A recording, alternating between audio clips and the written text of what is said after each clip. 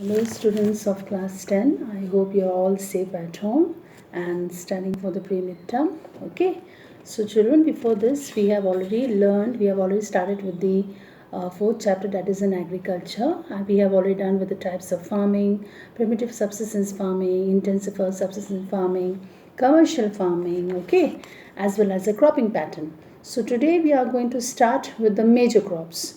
Now, major crops means what? Which are very important that we people we eat. Clear? So, major crops which grown in India, they are the rice, wheat, millet, pulses, tea, coffee, sugarcane, oilseeds, cotton, and jute. So, children, in this major crops, you have to learn. You have to go through the rice. You have to go through wheat, millet, maize, pulses of your own, cause you won't be able to understand nicely. Okay, so it's better you go and read it from the book. It is already given, and each and every major crops they have been make you understand what are the weather conditions required for growing the major crops, where they have been found. Okay, then in which season they have been ripe. So everything you can find out regarding the major crops. Clear?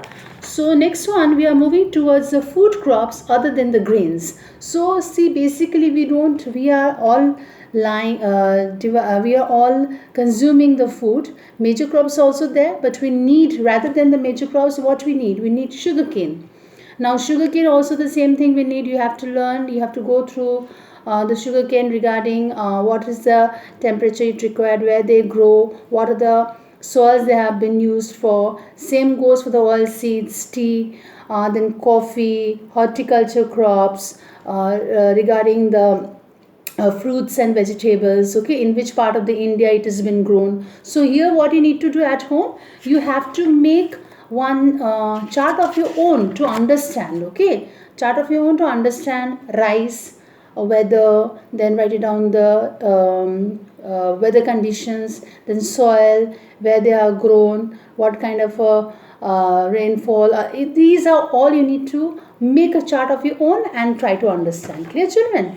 So same goes for the sugarcane, same goes for the oil seeds, tea, coffee, as well as the horticulture crops. Clear? Now, same also here you can find on the non-food crops. What do you mean by non-food crops? Non-food crops which we don't consume but we need, that is the rubber, fiber crops, cotton, jute. These are the things which you have to learn. So here major crops is that we consume, and with that we consume the sugarcane, oilseeds, tea, coffee, as well as the horticulture crops. And the things which you don't eat, that the things which you don't consume, they are the rubber, fiber crops, cotton, as well as the jute. Clear? Now, if you have any doubt regarding this, you can comment me. Next one is the technological and institutional reforms. It is very important. Clear, children?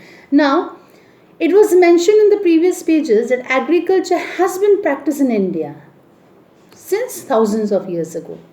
There are been uses, sustainable uses of land. Okay, how you need to grow by conserving it, by applying through techno institutional changes. Okay, then we have already learned about, we have already been gone through the different development sources of growing irrigation. Okay, in most part of the countries of India. Okay, because mainly in our country, most of the farmers, they depend upon the monsoon as well as the natural fertility to carry on the productions.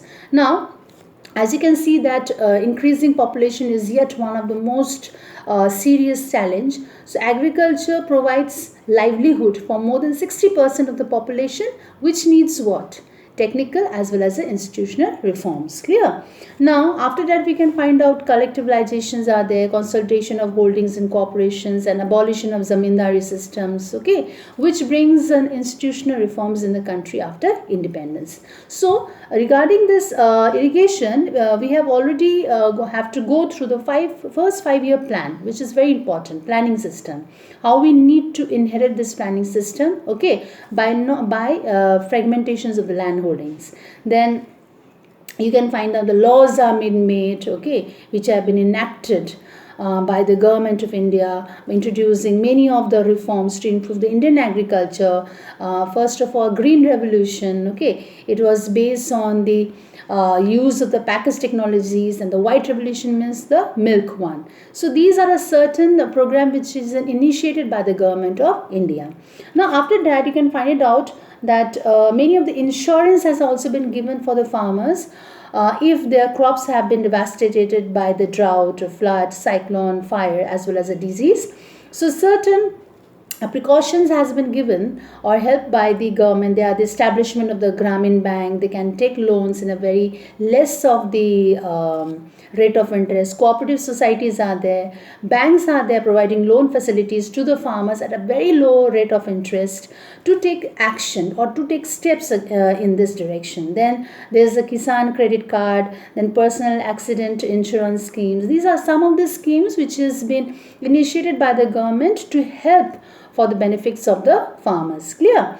Now government also announces MSP. MSP means what? Minimum support prices. Remuneratives have been taken. Procurement prices have been also been taken. Okay, to check the exploitations of the farmers by whom? By the speculators as well as the middlemen. Okay, so go through this one, children. Okay, so in next videos we are going to learn about the Bhudan or a Gramdan, and then we are moving towards the contribution of agriculture to the national economic employment as well as an output. Clear, children? So please go through without any hesitations. Please ask me if you have any doubt regarding this chapter.